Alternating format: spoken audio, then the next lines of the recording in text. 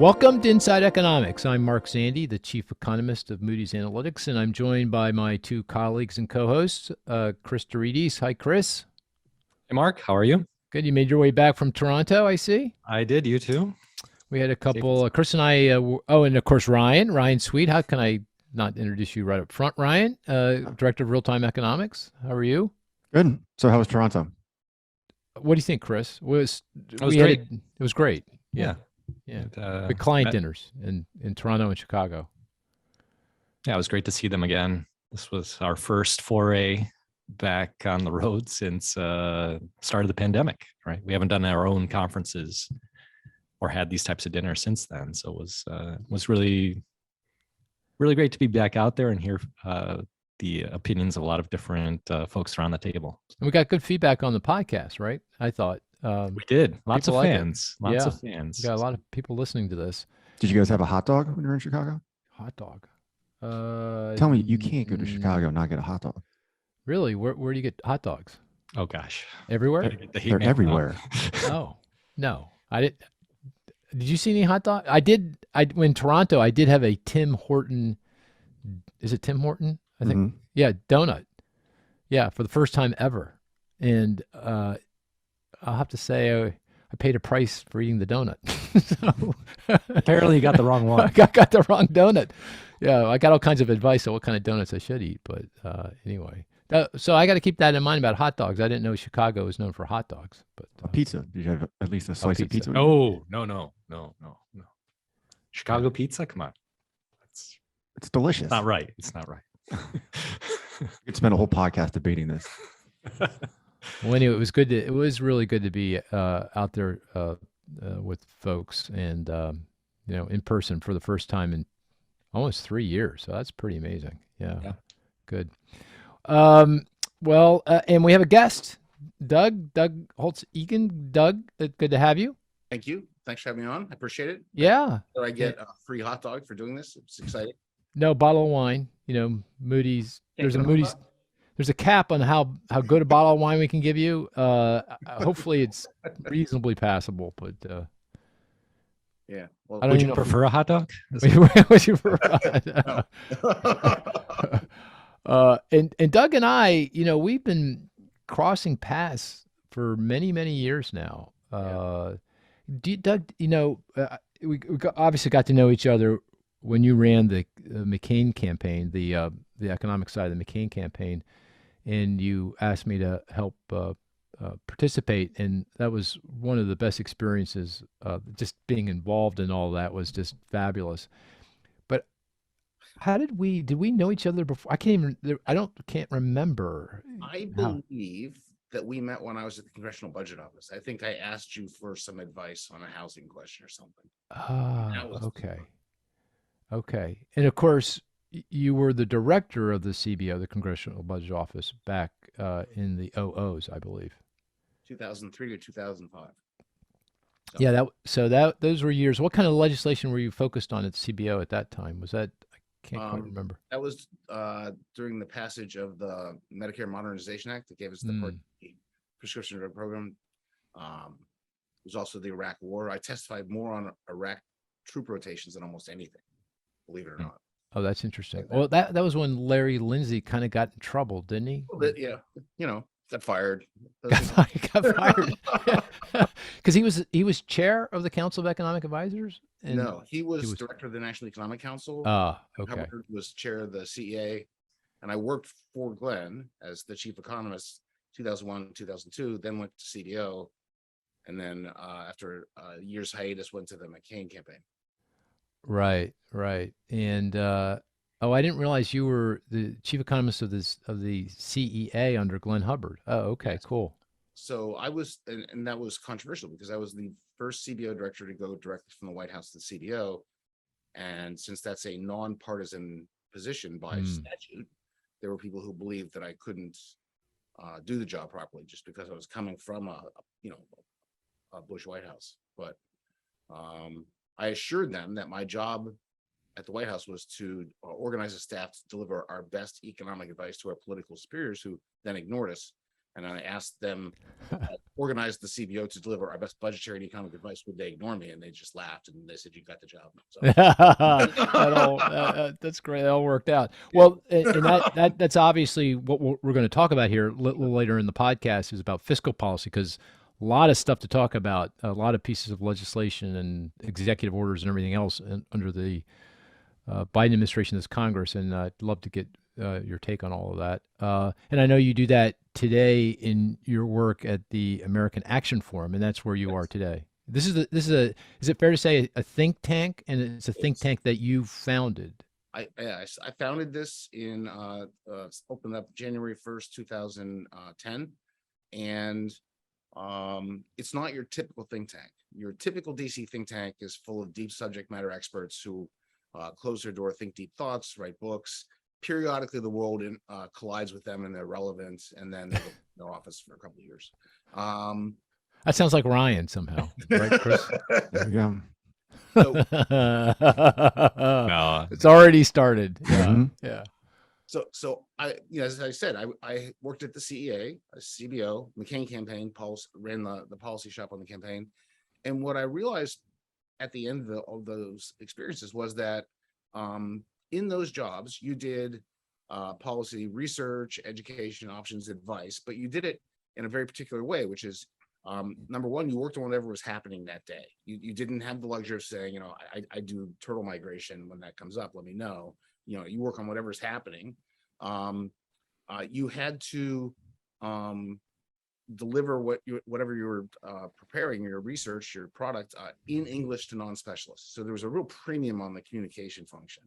And lastly, you had to know the political lay of the land. When you work in a White House, it's all about the president's agenda. Everything else is the enemy. Doesn't matter who's actually running Congress. Mhm. They're the enemy. Mm. At CBO, it was by law nonpartisan, so I had to be very careful not to have any bias. Obviously, on the campaign, you're trying to make good policy, good politics, which is the challenge. And I realized that I liked that work. And so it didn't seem to me there was any reason why that was unique to government. Like there must be people out there who are center-right conservatives like I am, and something happens, an oil rig blows up in the Gulf. They want to know from their perspective, how do I think about this? And they don't sit and read white papers in advance. That something happens, they want to know about it. So that's what we do. We try to deliver the waterfront of domestic and economic policy issues on whatever's happening in the Congress and the agencies. That's the mission of AAF. And I notice you write every day, right? I write our morning email every day. Yeah, that must be tough. That's just therapy. Therapy. Okay, well, it's like jogging or eating breakfast. There are probably healthier therapies. This one's mine. I have a burn it down rate that begins when I wake up, and this helps me with it. Yeah. Well, I will say you certainly helped my career. I would say, because when you brought me into the McCain campaign, because I'm center left, you would be center right, center left, and of course it didn't. You weren't asking me to opine about a lot about policy, although you did ask a few things that I really appreciate. But it was mostly about the economics, what was going on, which actually turned out to be quite important, didn't it? Yeah, I mean, we had the first $100 oil prices back then. We had the financial crisis, onset of the Great Recession. It was an ideal time to be on a presidential campaign. Things went just right. Yeah, exactly. Right. Well, of course, everyone, we're talking about the financial crisis. This was the start of the financial crisis when this campaign was going on. Hey, in that regard, and I don't know if this is an unfair question, but I'll ask it anyway. Is there, looking back on the campaign and how it responded to events, the unfolding crisis, the financial crisis, would you have done anything different now in hindsight? Oh yeah, you would have. Yeah. In terms of the sort of the intersection of the policy and the politics, there are two things that really stand out to me. Number one, as an accident of the history, I went on the McCain campaign January 1, 2007. There were 100 people, and he was the presumptive nominee at that point in time. And with the collective geniuses we had at the headquarters, we took him from first to dead last and bankrupt by July 2007. Really an outstanding performance. And oh boy. And at that point, I worked for free from July to March 2008.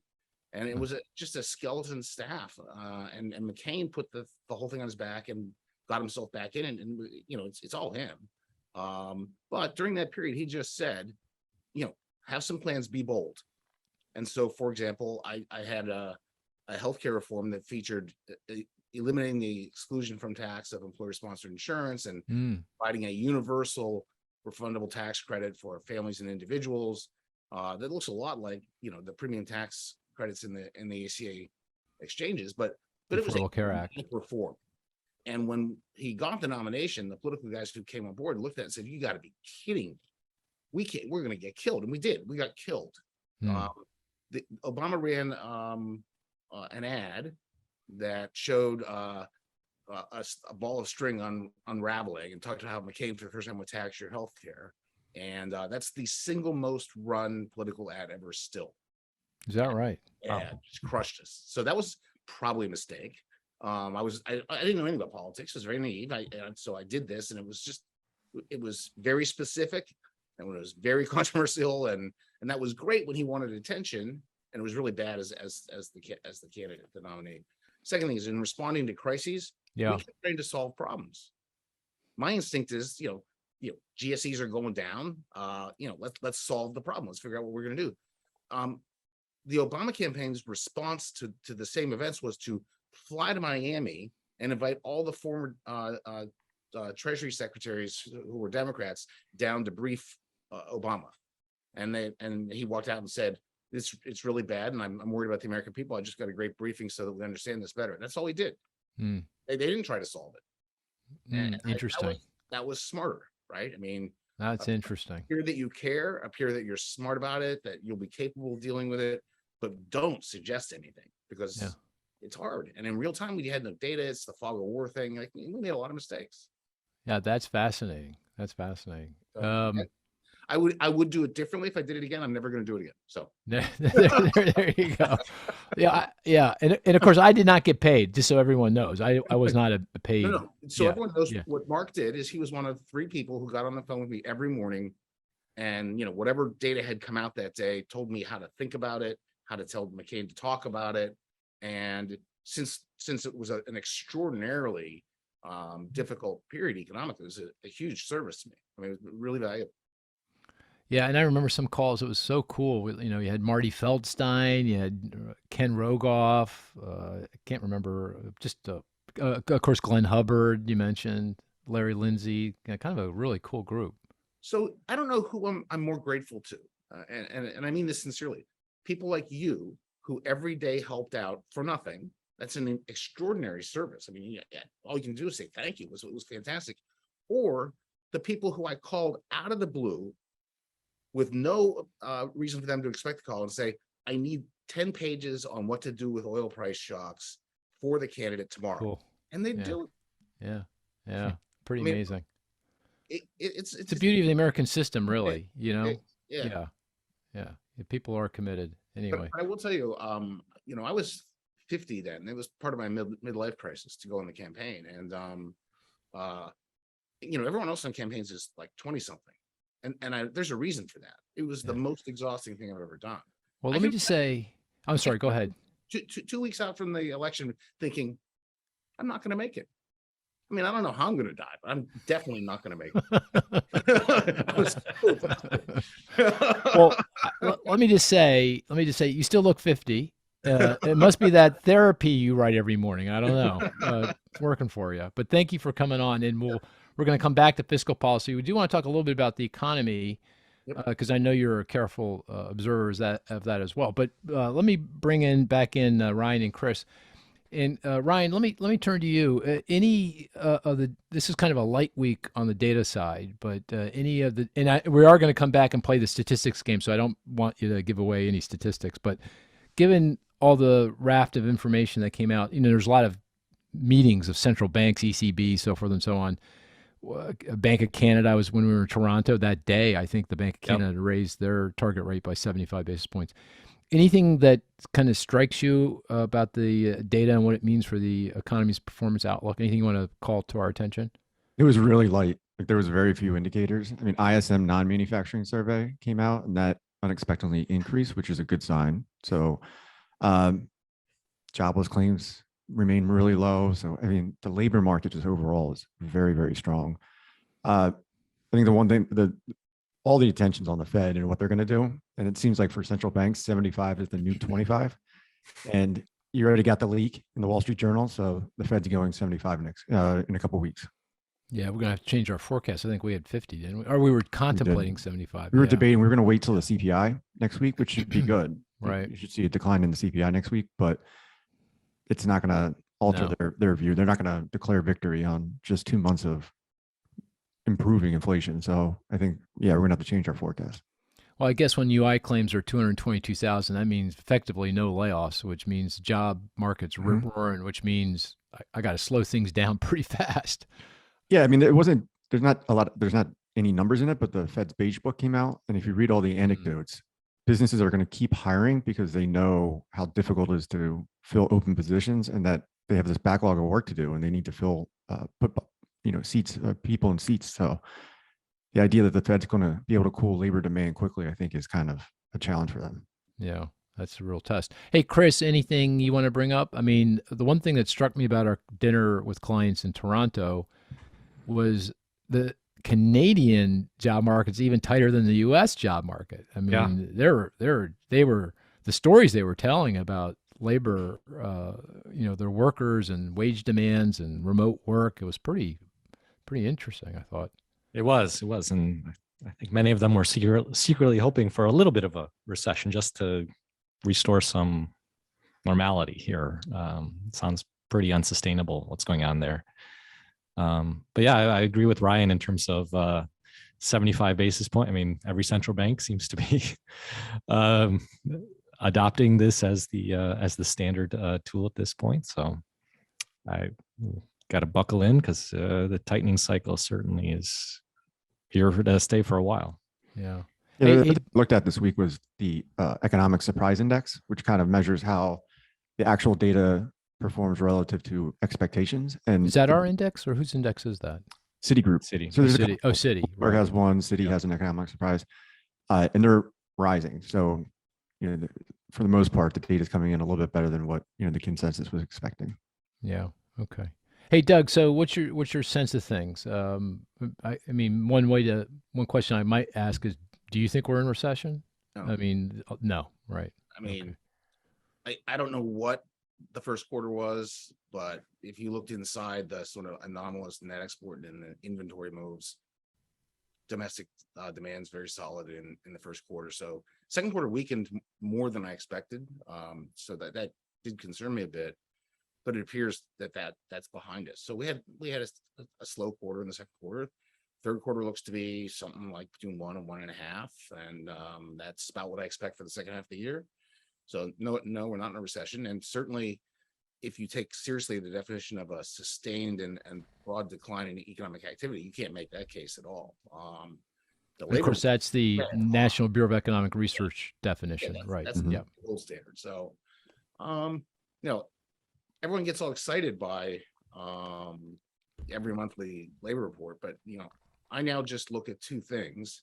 I look at the growth rate and aggregate payrolls, sort of as a proxy for labor demand, right? And look at the labor force growth and labor force participation as a proxy for supply. And if you look at year-over-year growth rates of those things, demand's been way above supply for a long time and remains way above supply, and there is no evidence for cooling really at all.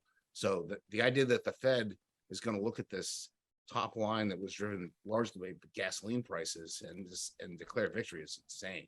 Mm-hmm. And all the easy money addicts in New York who keep saying it's time for them to quit better get over it. I mean, I thought that's Powell has now twice just basically said, "Wake up, freight train coming, stop." Yeah, I admire him. I mean, he's just like, look. Yeah. Couldn't say it more plainly. He's having more and more Volcker moments. Well, he what's the name of Volcker's book? Oh, I don't know. Keeping at it. The search for sound monetary policy. I'll keep saying we're going to keep at it. Yep.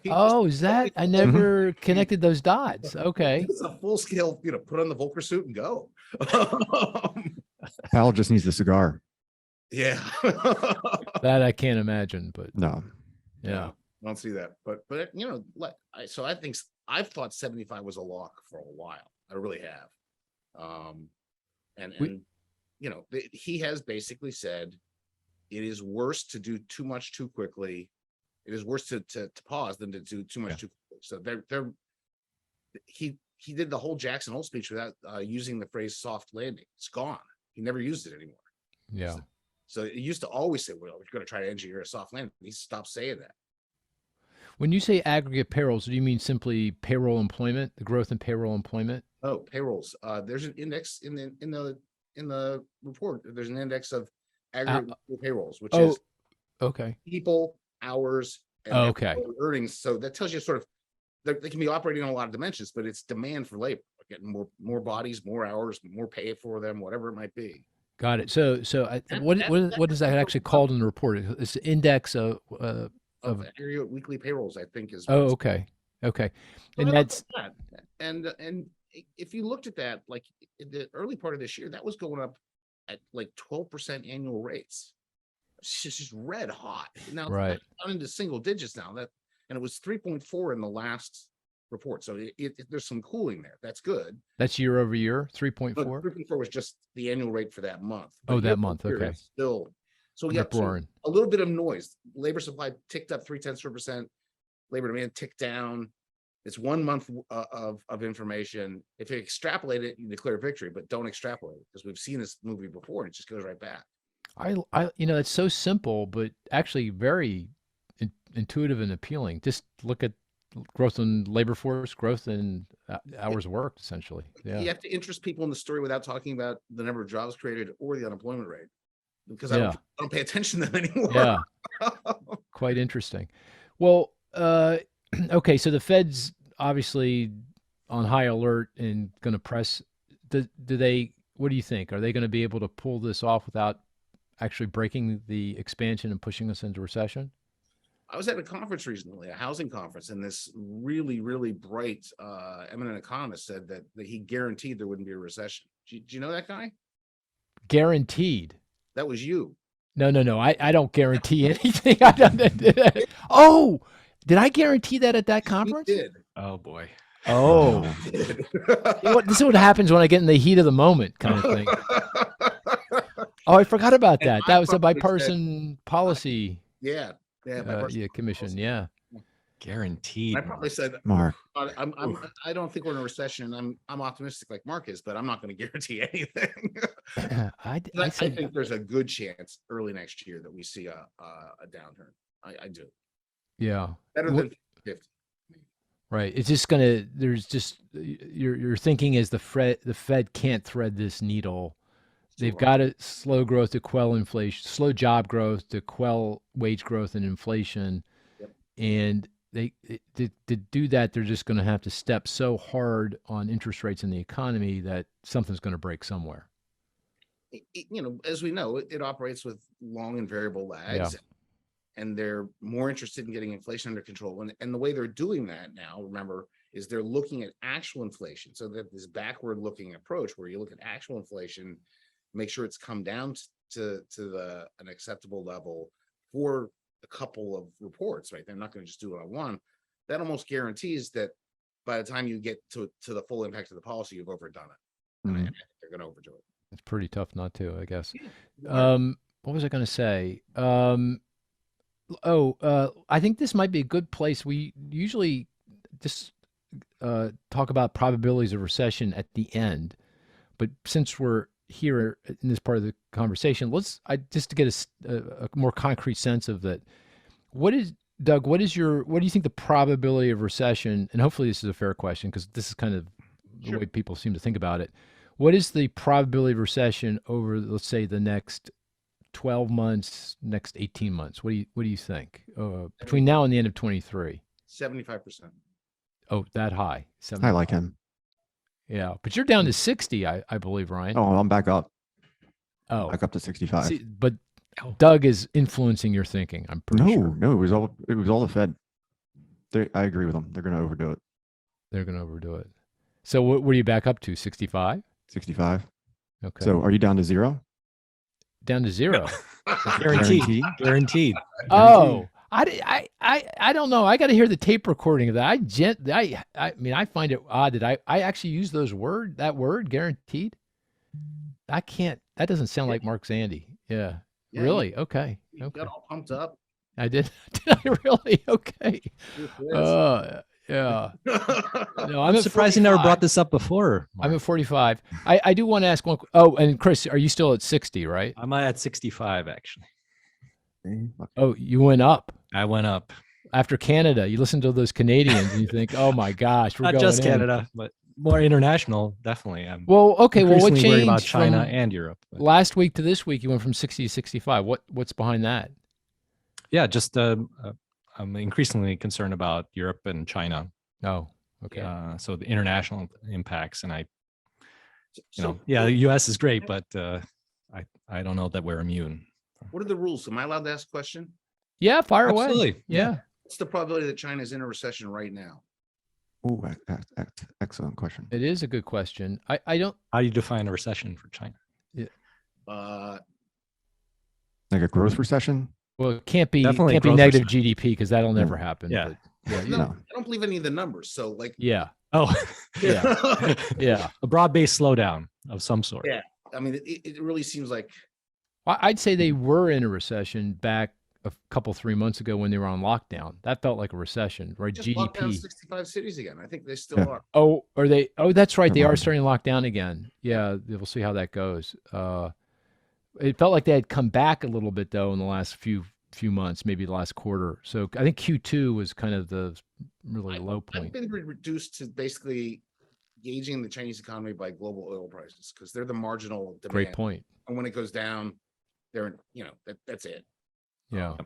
So I think they're really in bad shape, and that's been the inflation relief we've gotten. Yeah. Ironically, That's right. Right. In a heartbeat.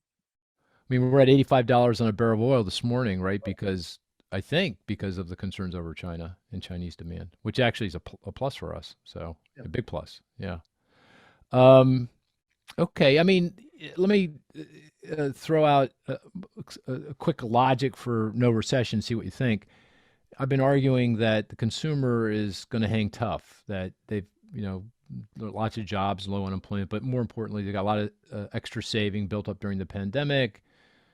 Balance sheets are strong, low leverage. They've locked in the previously low interest rates through refinancing. Asset prices and stock prices and housing values are weakening here, but still much wealthier than they were, 3, 5, 10 years ago. Does that resonate at all, or is that just a reason why if we do have a suffer recession, it just might be less severe than it otherwise would be? Yeah, I think that's Okay. logic. So I did an exercise. I have to write something every day. So I end up like asking myself a question and then not knowing the answer. So I went back and I looked at all the previous business cycles post-war, and if you sort of date it from the peak and start the downturn, and you look at components of spending relative to their value at the peak. It's the business spending that turns down first in every recession except the most recent one. I think we're overly influenced by the pandemic recession, which is completely different than every other recession. It was income went up, wealth went up, consumption went down because people couldn't go out and drink and go to shows and so everyone's staring at the consumer. I'm staring at the business sector. Like when they go down, that's when it starts, and then the consumer comes after, usually a quarter or two later. So that's worth keeping in mind. I think that is interesting. And in Q2, I guess investment spending, fixed investment was negative, wasn't it? Yeah. Yeah. Although it feels a lot stronger than that. The durable goods. That one alarms me. I mean, that's why that GDP word really did get my attention. Got it. And Ryan, it's stronger in Q3 though, right? Because the durable goods orders have been good, I think. Yeah, they've been decent, but some leading indicators point towards some softening in core capital goods orders. So that's like the key component that feeds into GDP, and that's going to be weak over the next couple of months. Although if I look at shipments of non-defense capital goods ex transportation, that's been pretty solid. Yes. And that's what drives equipment investment, right? Correct. Okay. Yeah. But interesting. That's an interesting point, though, Doug. I always look at through the prism of the consumer leading the train, driving the train. Most people looking at it, right? They just wrote this there's been this obsession with the confidence index and what's going on there. And, I that's all interesting, but one thing I learned about this is a campaign lesson. If you look at consumer sentiment, Michigan consumer sentiment, it's driven a lot by partisan considerations. Yep. Right. The people whose party has the White House are way more optimistic than everyone else. Right. And, and this is this unusual period because the Democrats have lost faith in the Biden administration. And so both of them are way down. And that's the only reason confidence is so low. Although Democrats are still a lot more optimistic or less pessimistic than the Republicans. I think Republican sentiment, correct me if I'm wrong, but in the UMIS surveys, the lowest ever been. Pulse. I mean, They're really pessimistic. Although with the declining gas prices, that might be turning a little bit. But this is a good time to play the game, the statistics game. And just to remind folks, the game is we each come up with a statistic. The rest of us try to figure out what that is through clues and questions, deductive reasoning.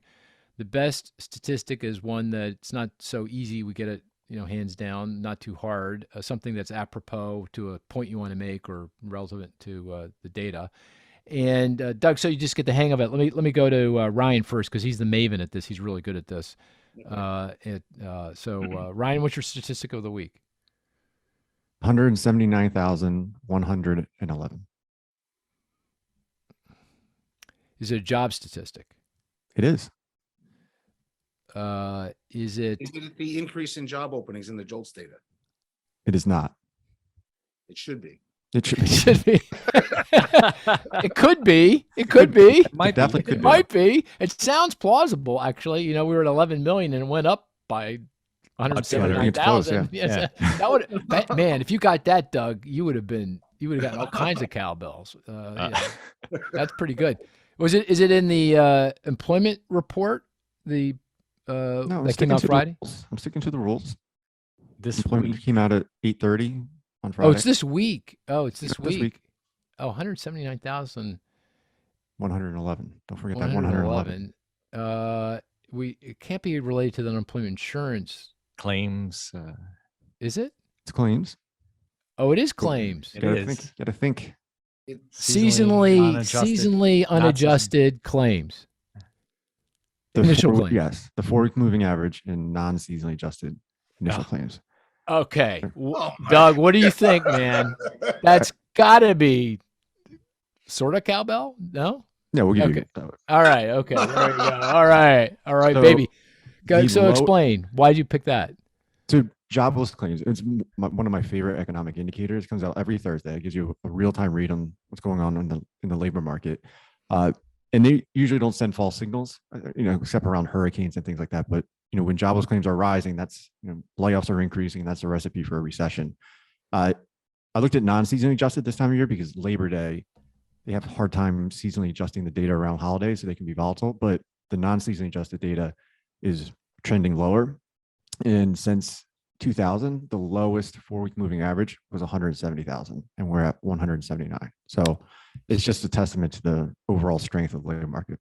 Say that again. What's the lowest? It was The when? 4-week moving average Yeah. in non-seasonally adjusted claims since 2000 is 170,000, and we're at 179. Yeah, okay. That back to you guys. Good news is bad news. Or it's Fed's gonna look at that and go, "Oh my gosh, Right. I can't stand." Yeah. Oh, okay. Okay, that was a good one. That was a good statistic. Yeah. Chris, you want to go? Sure. $259.3 billion. This is in the trade report. Yes, it is. Oh, why did you go right there with that, Ryan? Was it the 0.3 that gave it away? I mean, No, it was the billion. When he said billion. billion. He said billion. Oh, and there are limited releases this week, so Right. trade And came Ryan out. covers this Does it indicator, have right? to get from a release this week? No, Oh, no, not- no. These guys are so literal about these rules, Yes. All right, Mr. Guarantee. Okay. Yeah. I want to see the transcript from that. That is definitely going on Twitter. There's All right. I think there was a live stream, so you can go back up to their I website. gotta take a look. Check it This out. one, yeah.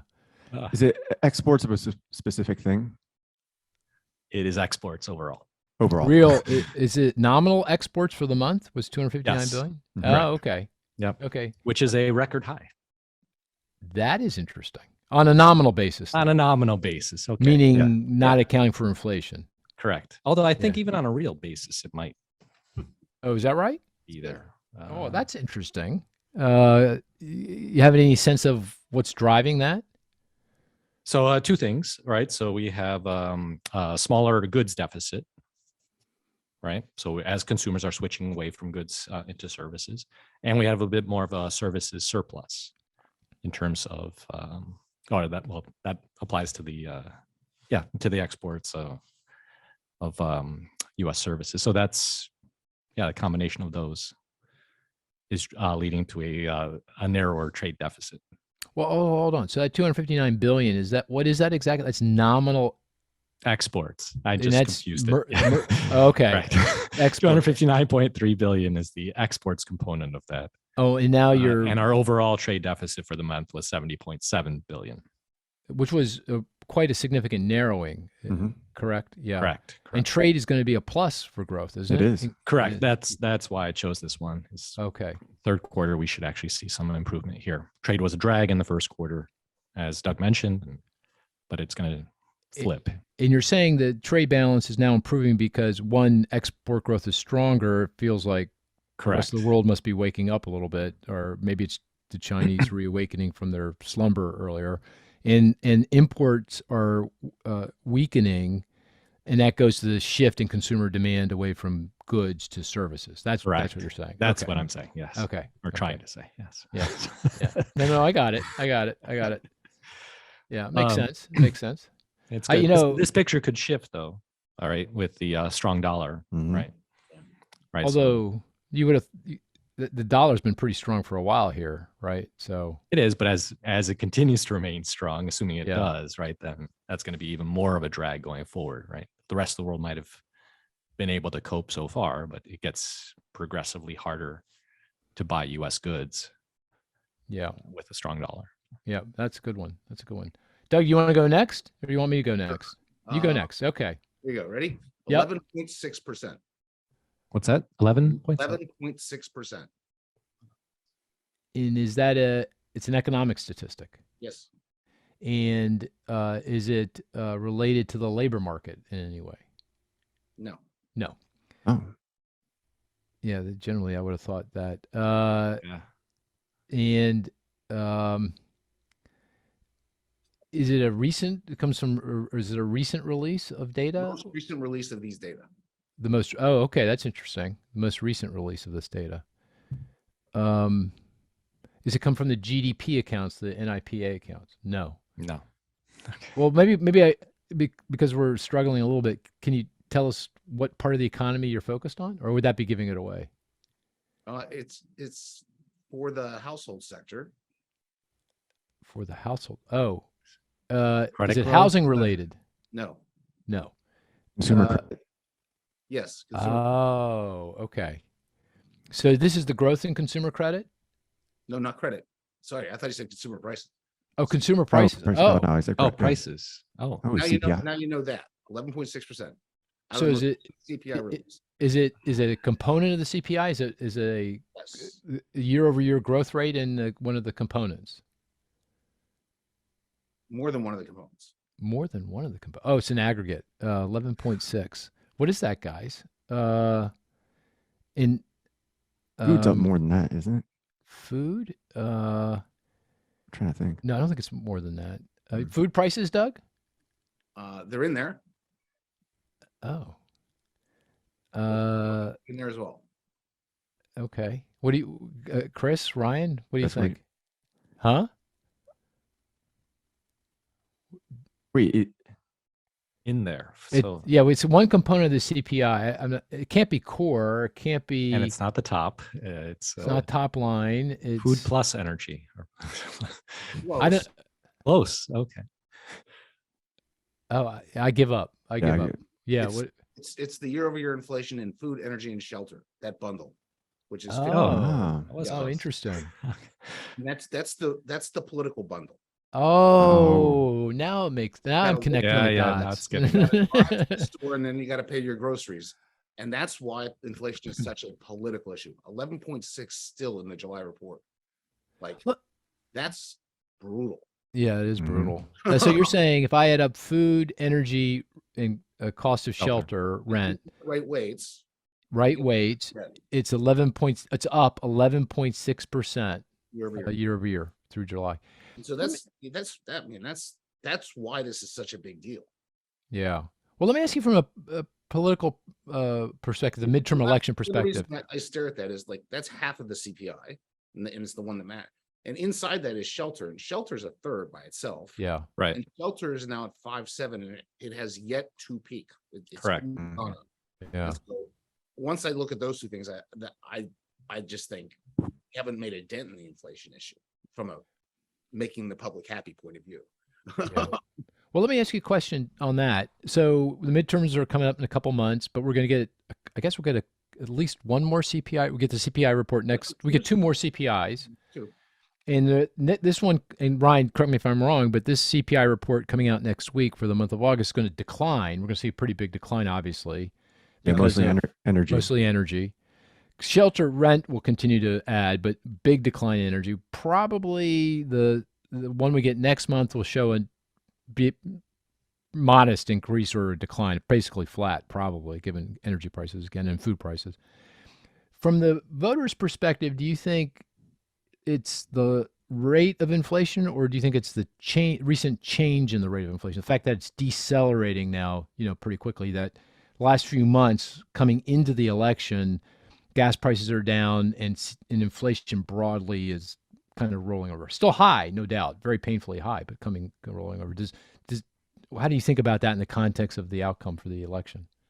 So first, just on the way I think about the data, outside of gasoline, sort of oil related stuff, we've seen very little change in the inflation. I mean, so I don't think of it as rolling over for sure yet. Like when we finally got the market based PCE stuff, the core, it finally came down a little in the last report, but not much. 0.2 year over year, still quite high. So I think there's a lot of work to be done in general. Voters treat prices asymmetrically. They look at the level of gasoline prices. When they say they want to get rid of gasoline inflation, they want to go back to $2 or whatever the level was that they think is appropriate. Mm-hmm. And they look at the rest of them as the inflation rate. Is it coming down? Like, is it going from 8% down to 6 down to 4? But they look at the level of gasoline. Mm-hmm. And so right now it's $3.75 probably. it's still too high. Still too high. Yeah. In their minds, it's down from 5, the peak, which is the all-time high in June. But Like, still, yeah. you're saying, Yeah. when they go vote, that's what they're gonna say. It's too high. Yeah. And this is not a recent phenomenon. And this has been true in polling for 20 years. Yeah, interesting. About gasoline prices, they have a number that they think it has to get back to. That's what taming gasoline price inflation means to them. Hey Ryan, if oil stays at 85, and I know that who the hell knows? I mean, it goes up, down, all around. But say it stays at 85, where is the cost of a gallon of regular unleaded gonna settle? Do you have a sense of that? We're at 3.75 now, and Yeah, I look at wholesale gas Yeah. prices, and they lead retail by 1 to 2 weeks, and they're pointing towards the next 2 weeks getting down to 3.50 3.50 a gallon. Okay, that sounds about right to me. Yeah, it's a little bit lower, but And what were we pre-pandemic? Do you recall?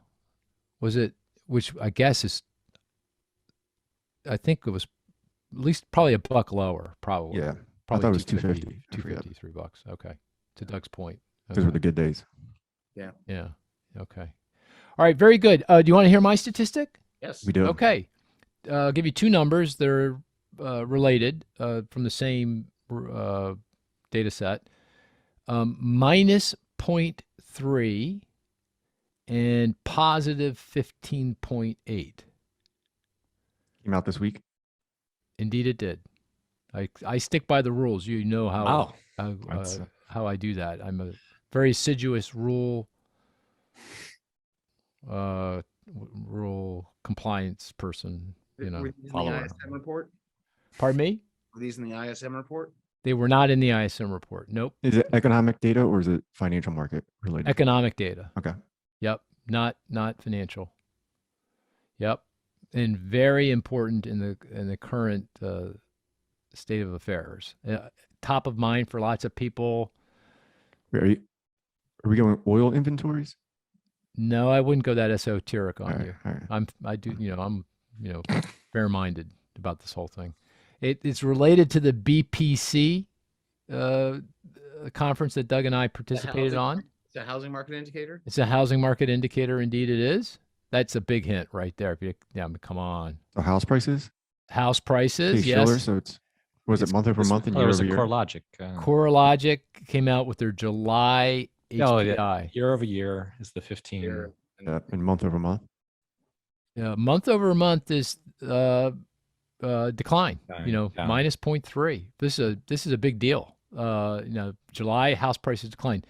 If you look across metro areas, almost a third of metro areas saw their prices decline in the month.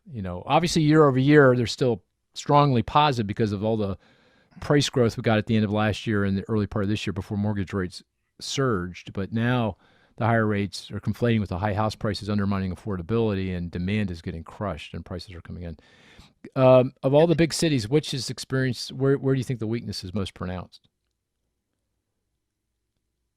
Usually Chris knows this data. Amazing. I think New York was the strongest, if I'm not mistaken. What was the strongest? New York? New York was strong. Yeah. 1.3. LA? Was LA down? LA. Very good. There you go. Now you're back in the groove. All right. LA prices were down. DC, Doug, you're home in DC. It's negative, my friend. Wow. DC is the least cyclical of the housing markets because, it's a company town and the company's always in business. Yeah, that's true. Yeah, it's true. And everyone's at remote work, so no one's going in. So, Philly prices, of course, we live in Philadelphia, up 0.5. I took some solace in that. But, Good. yeah, so prices are rolling over. This is the beginning of, I think, a pretty substantive. Chris, can I ask you on that? Because, Doug, Chris was a former Fannie HPI credit risk modeler back in the day. Is it surprising to you how quickly things have turned here on prices, or not? I don't think so. The only reason why so many homeowners were able to purchase a home over the last couple of years, given these double-digit rates of growth rates, was interest rates, right? Very low mortgage rate. So with the mortgage rate rising to 6%, that demand is getting zapped immediately, right? There's just no option. There's no other money. There's no other pocket of funds that they can tap into. So that demand weakens, and that's clearly zapping the market. Yeah, I like that word, zapped. Now we're expecting peak to trough price declines nationwide of what, 5 to 10%? 5 to 10. Yeah, 5 to 10. Versus Q2 is we call the peak. Yeah, Q2. Right. Interesting. That sounds right. I mentioned this at that conference. I've been curious about just how badly the Fed is going to hammer the housing market, and I think it's going to be terrible because the rates are what they are, and they got to keep going up. Yeah. They went from pumping 30 billion a month in to taking 35 billion a month out through the MBS, and a $65 billion swing is something like a fifth to a quarter of mortgage finance last year. That's a big number. You're gonna have to raise rates a lot to attract private capital into the mortgage market from other places, and so on top of the policy rise, you're going to get a big impact. Just to make that clear to the listener, what you're saying is the Fed, when it was buying bonds, it was also buying mortgage securities, mortgage-backed bonds, $35 billion a month. Now they're 30. Now 35. Yeah. No. Okay. Now with QT, quantitative tightening, we're in reverse, and so that's why mortgage spreads over treasuries have gapped out, or one of the reasons, and why mortgage rates are so high. Yeah. No. And the only possible way out maybe is the Fed tightens those mortgage spreads come back in a little bit because they're very, very wide by historical standards. So you don't see the same rise in mortgage rates now going forward. That a lot of all this stuff has already been built in, but it's a good point. Okay, let's move on. I want to talk about fiscal policy. Oh, sorry. Wait. Before we move on, does anyone know why they were buying 30 billion? No, it didn't make any sense. Why for so long, right? That one was clearly. I never understood that. Okay. Oh, you mean as a policy, why were they doing that? Why were they doing that? I mean, I guess early on in the pandemic, you could argue, yeah, it made sense. You want to keep mortgage rates record low isn't too bad. Let people refi, make it easier for people to work through their mortgages. But they kept on doing it for a long time. Yeah, Too long. yeah. I think and yeah, it is a little perplexing because also, I think they would much prefer to be buying treasuries than mortgage securities, right? Because mortgage securities was some have argued that's fiscal policy, right? Because you're trying to affect the housing market directly. It's not buying treasury bonds. But You anyway, want one more good number that came out this week? yeah, Yeah. -4%. -4. So 4%. so are we back in the game then? You're Oh, just no, a I'm couple just- This is round Yeah. two. round I'm two. just- if you knew off the top of your head, I don't know. Yeah. What is that? -4. Manheim Index, month over month. Oh yeah, Oh, used vehicle yeah. prices. Mhm. That's an encouraging thing. Bad news is good news. Correct. So, I mean, so- the BLS doesn't use that as source data. They use data from JD Power, but it's just another indication that August inflation should be lower. lower. And when do new vehicle prices? They haven't rolled over yet, right? They're And still they keep rising. Yeah. When do they roll over? They gotta. I mean, production is picking up, right? Yeah, I would Get say some probably in the inventory. fourth quarter. Fourth quarter. Yeah. Okay. Hey, we gotta move on. A lot. That was a great discussion on the economy, but let's talk about fiscal policy. And maybe, Doug, turning to you, the first thing I'd like to ask is, what do you think of just what was done in this Congress, since the Biden administration began not almost 2 years ago? I mean, there's an amazing amount of legislation that was passed at the end of the day. And what's your kind of broad assessment of the policies that were put into place through this legislation? I'm not a fan of what they've done. I mean, so if you go through the list, I mean, the American Rescue Plan, I think, was just an enormous policy error, both in its timing, its size, and the composition. I mean, it had nothing to do with the pandemic, so I didn't like that. The bipartisan infrastructure bill that came through is a good bill. It's not dramatic in one way or the other, but I have no problems with that. I didn't like what they did recently at all. They passed this CHIPS thing, which is just, this is letting your fear of China turn you into Xi Jr. and act like China. It's a terrible idea. So I'm not a fan of that. They passed this PACT Act, which is the veterans benefits, could be up to $600 billion, purely deficit financed. And then this Inflation Reduction Act, which has nothing to do with inflation, and again, I think is structurally not so great. And so there's a lot of additional deficits, much of it permanent, at a time when the economy is hot, and that's not a good idea. And it's very different, in my view, from what we did in 2020, which was appropriate. I mean, I think they did the right thing in 2020, but not since. Well, let's take. You didn't mention student loans. Now, that wasn't legislation, obviously. That was executive order. So I assume you're not a fan of that either. I know Chris is not a fan. Getting around money for young voters. It's terrible. I think that's indefensibly bad. Right. So you really don't like it. The one thing that you did find okay was the infrastructure legislation. Yeah. Something we've been trying to do for quite some time. Yeah. Let's go back, take them one at a time. On the American Rescue Plan, that just to remind the listener, that was the piece of legislation passed early in the Biden administration, March of 2021. I believe it, on a static basis over 10 years, it cost 1.9, maybe close to $2 trillion. And that was deficit finance. That was, the thinking was that the economy was still struggling with the pandemic. This was before vaccines got rolled out. There was a lot of uncertainty about how effective that would be, and that was that legislation. And you don't like that legislation. Why? Because so I have the benefit of actually being on record. I testified in the Senate prior to its passage, and so these are the things I said. There's no evidence we need additional stimulus. We had just done $900 billion in December.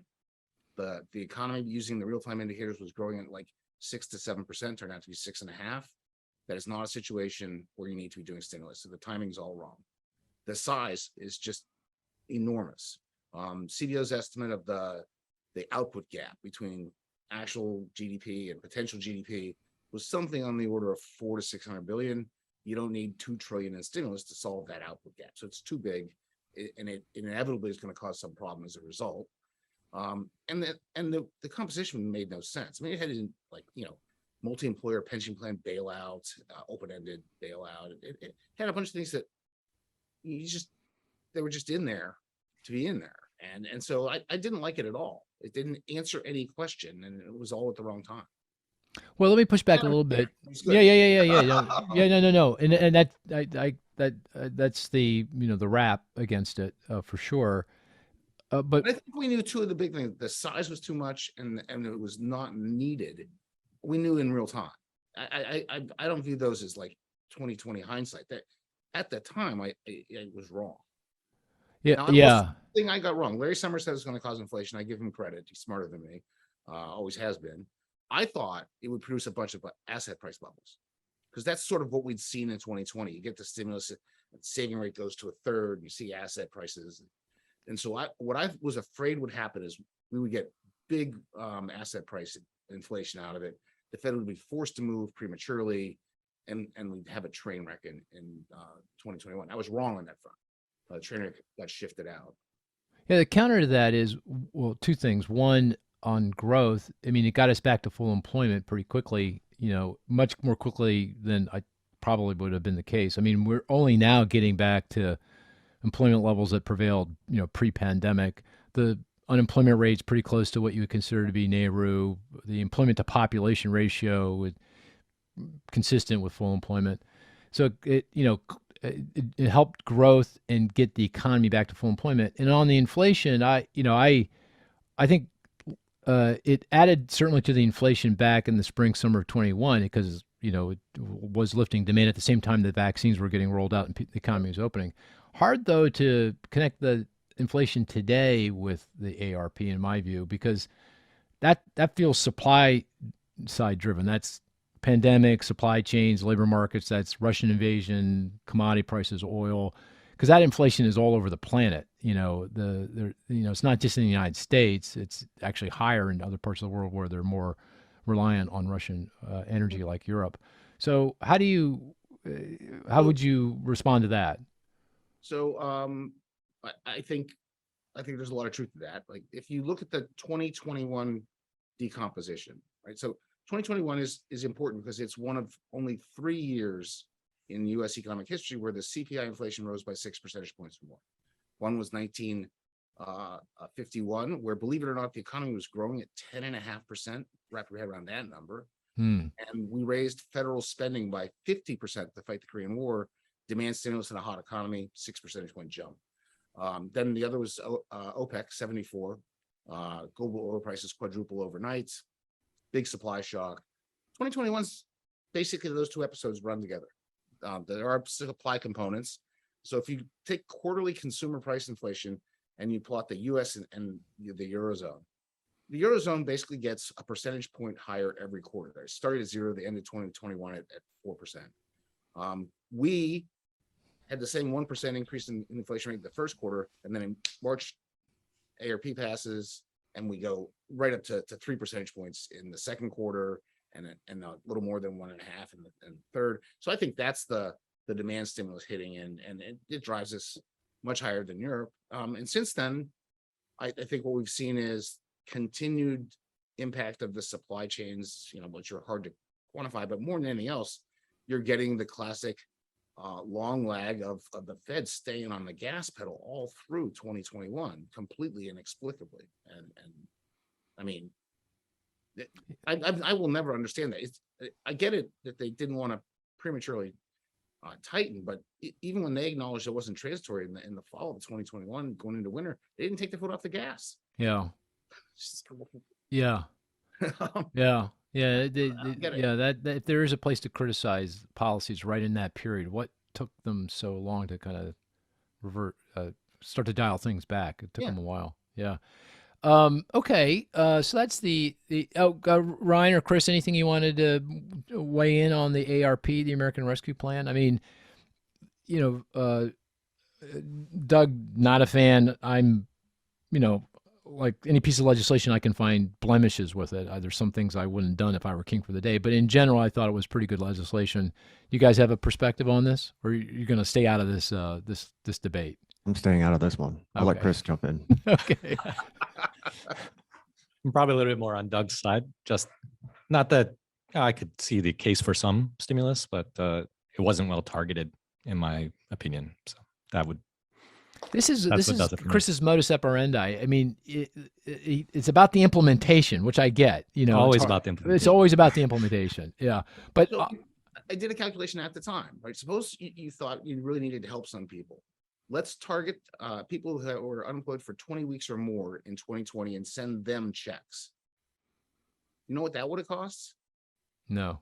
10 billion bucks. Oh, is that right? Instead, we sent out $300 billion of checks overnight. I mean, it Yeah. was incredibly poorly targeted. Yeah. Well, that, I mean, to some degree, I understand what you're saying, and I hear you, but you know, you're trying to get something done fast, you know, get it across the finish line. There's all these political constraints that you got to keep this person happy, which we've seen, this person happy, that person happy. So given the messiness of the political economy, you know.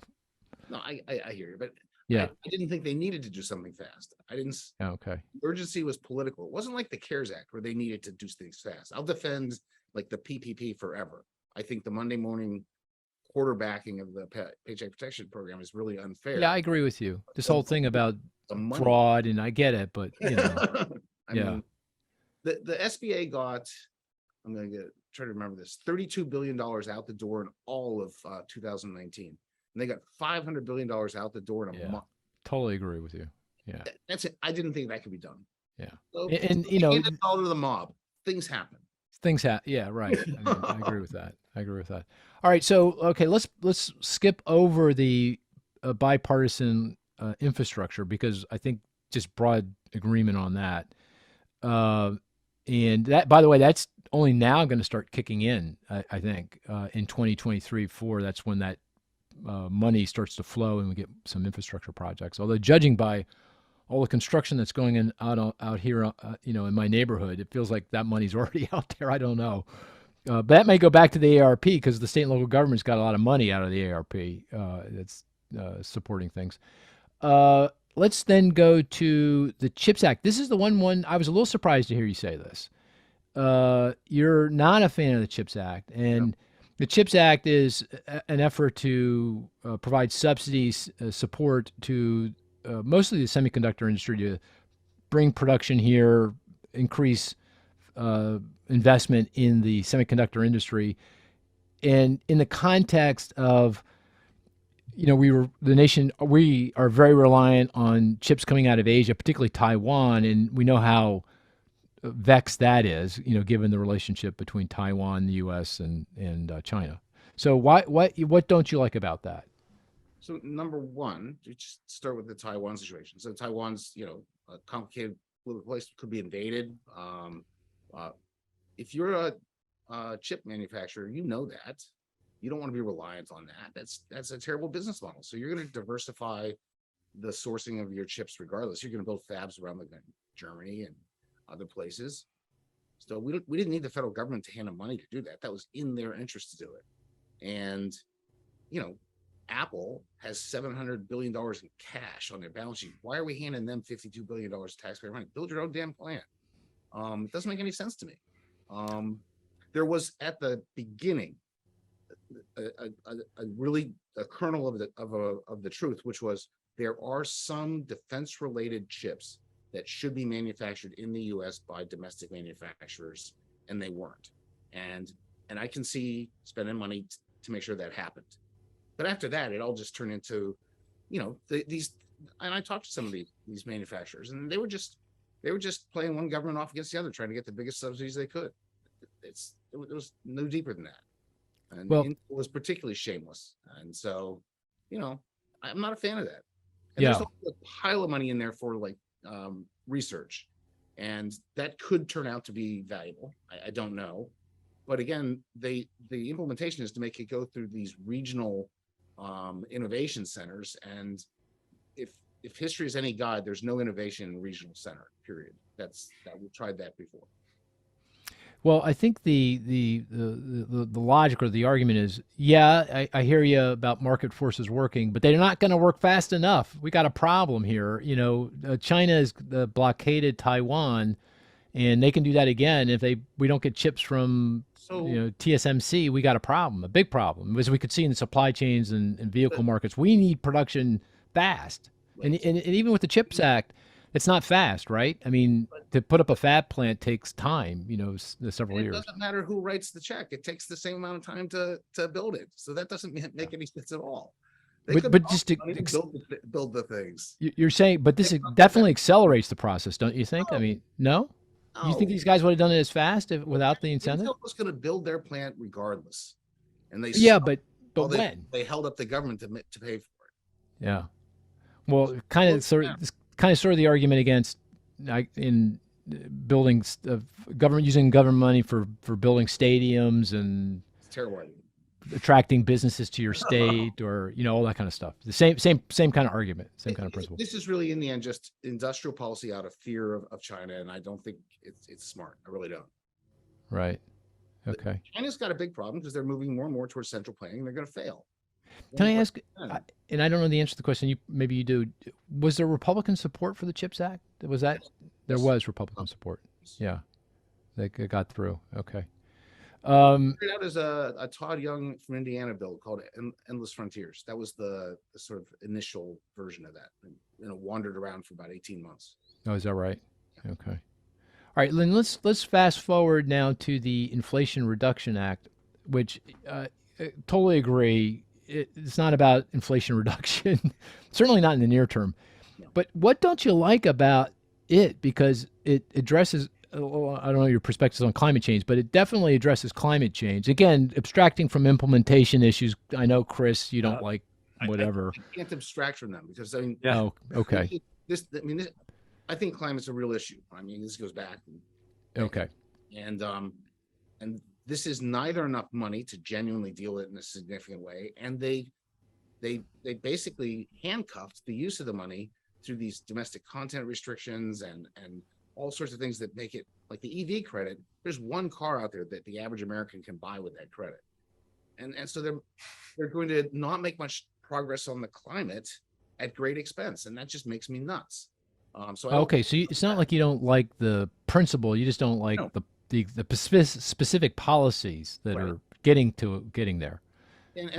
So, for example, on the tax side, they have this book income minimum tax, which is just a terrible idea.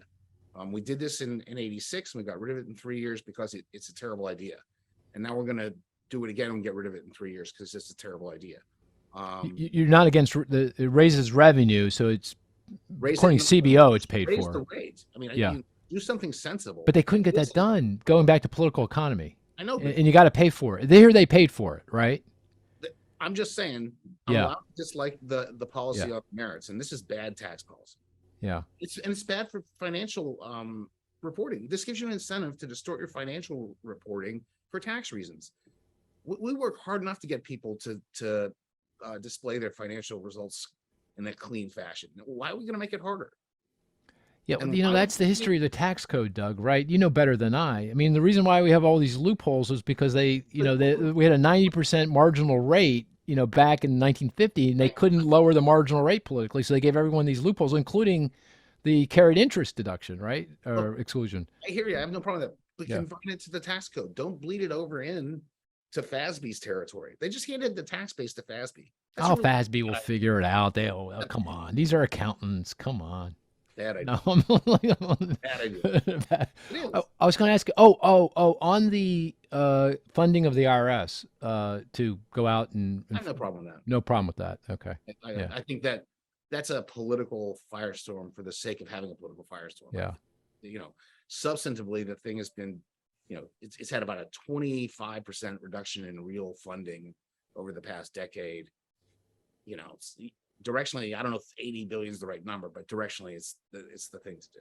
Yeah, I just want to throw one thing out, and this is in my mind's eye, so I might not have it exactly right. But if you look at the fiscal impact of all this legislation we just discussed, over the next 10 years, obviously it adds to the government's deficits. Yep. If you look over the next 20, if everything remains in place for 20 years, goodness knows that probably won't happen, but just for sake of, discussion, it actually, I think, pays for itself, because in the second decade, the tax increases, the book income tax you referred to, the IRS, that kind of thing, raises a lot of revenue to pay, that ultimately pays for the American Rescue I'll Plan. live 20 years. Okay. I knew you were going to say that. Yeah. So, got it. In general, if we want to just sort of place bets, you can get the second 10 years every time. Good luck. Got it. Got it. Hey, and by the way, I we've done some research on the climate provisions in the IRA and the impact that has on CO2 emissions and ultimately macroeconomic activity. And again, a boatload of uncertainty. You got to look out pretty far, but it actually does move the dial a bit, in a reasonable direction. If it works out reasonably so. Okay, we're running out of time, but I know there's one policy that I think we actually really agree on, and so I want to end on this, and that is immigration policy. I know you think I was going to say GSE policy, Fannie Mae and Freddie Mac. We've always been in lockstep on that. Oh yeah, we've always been in lockstep on it, but no one else cares except you and me and maybe Chris. So let's table that one. We'll bring it back for another day. But on immigration policy, I know you've done some fantastic work in this area. Do you want to just give us a sense of things? Sure. And I'm gonna go on mute because these my guys are losing it over here. This is really not complicated. For a long time, and it's gotten worse recently, the native-born population in the U.S. has had sub-replacement fertility. We don't have enough babies to even stay the same population size. So in the absence of immigration, we're Japan. We get old, we get small, we become less influential. The flip side of that is that by choosing your immigration policy, you get to dictate the future growth in the size and composition of labor force and the vitality of economic growth. And that's just an enormous opportunity. It's probably the biggest lever we have in terms of economic policy. And I just want the US to do that, to think hard about economic considerations when permanently awarding visas. Right now, we award about 5% of permanent visas on economic criteria. I just want that to go north. I think it'd be a good idea. And without trying very hard, immigrants have, at recruiting, immigrants have provided an enormous amount of economic vitality. And so if we actually tried, I can't imagine what could happen. And so, there are a lot of systems out there, like Canada has a system that sort of awards points for different attributes. So I think of that as a resume reading system, right? You sort of get a resume, speaks English, has a PhD, 5 years of labor force experience, point, come on in. That's part of it. I think we need to do that. But I also want to have an employer-based temporary visa so that people who we all know someone who didn't do that great in high school or college, or didn't even finish, and is a fantastic employee. I want those people to find a place. If they can come, have an employer employ them, stay employed, and succeed in the way that we judge success in the US, success in the market, stay in the labor market, then they get points to get a permanent visa. So something like that, I think, would be an enormous step forward for the US. And it's quite frustrating to see us year after year sort of not take advantage of that opportunity. Do you think we're going to get a political window at some point? I mean, it feels like that window is pretty tightly shut at the moment, but given the tight labor market and the prospects for that to remain the case forever, given demographics, the aging of the population, and the lack of immigration, do you think that's going to change and we are going to get a window where we get some rational reform here? I think you could get some piecemeal pieces of that right now in like farm worker immigration, and on a bipartisan basis. People know that basically the farm workers of America are largely illegal immigrants. We need to fix that, and that's an opening to sort of think more broadly about getting the system cleaned up. We're also doing some work on the literally millions of people who are in the visa backlog, and that's one where you really can't just throw money at the problem. Get more people to process visas, get them in, and watch what happens to the economy. That'd be a great idea. So yeah, I mean, I agree. I don't think there's any better way to lift long-term economic growth, Yeah. both in terms of labor, but also in terms of productivity, as you pointed out, because immigrants are risk takers by definition. You don't pick up and leave one country, come to another without being a risk taker. And Right. goodness knows we need that. Then more and sounder immigration. I mean, we definitely need that. Hopefully, we find our way to do that at some point. But Doug, hey, you're the best. Thanks. I really want to. I learned a lot about hot dogs in Chicago. I didn't know that. I didn't know that was either. a thing. I didn't. Yeah. And I'm going to get a bad bottle of wine out of it. Yeah, and maybe a cowbell. Oh, I meant to ask you. You were telling us the story about the cowbell. You already have a cowbell. I have a cowbell because my assistant's an alum of Mississippi State, and I didn't know, but they all carry cowbells to their games, and this is to honor some historic moment when the cows invaded the football field, and so they have cowbells, and cowbells are really loud. Like you shouldn't ring one in the office. They're loud. We do. We do regularly. Yep. Regularly. We all have we've got apparently they've got, if you go to Europe, every mountain or every hill has its own cowbell. Really? Yeah, I didn't know that either. Yeah, there you go. You learned two things in this podcast. Yeah. Very good. Well, thanks again, and hopefully we'll have you soon, and best of luck with all your endeavors. So thank you, Doug. Thanks for having me. Pleasure. Hey, and to the listener, this is our 75th episode, guys. 75th. Wow. We have surpassed 1 million downloads in that time, a little over a year. And I think people like this. I mean, I certainly enjoy it, and it's fun to have people like Doug on and give them a hard time. Yeah, I was going to ask you, how many of those downloads are you? And the rest of this He's trained the dogs. He's trained the dogs. Yeah, that's right. You want that bone, you got to keep pressing. You got to keep pressing. Exactly. But I think to the listener, though, we appreciate your feedback. So if you've got any topics you'd like us to address, let us know. And questions, what different podcasts, we've been taking listener questions, and we want to get back to that. So if you've got any specific questions about this podcast or any others, fire away. And with that, we're going to call it a podcast. Talk to you next week. Take care now.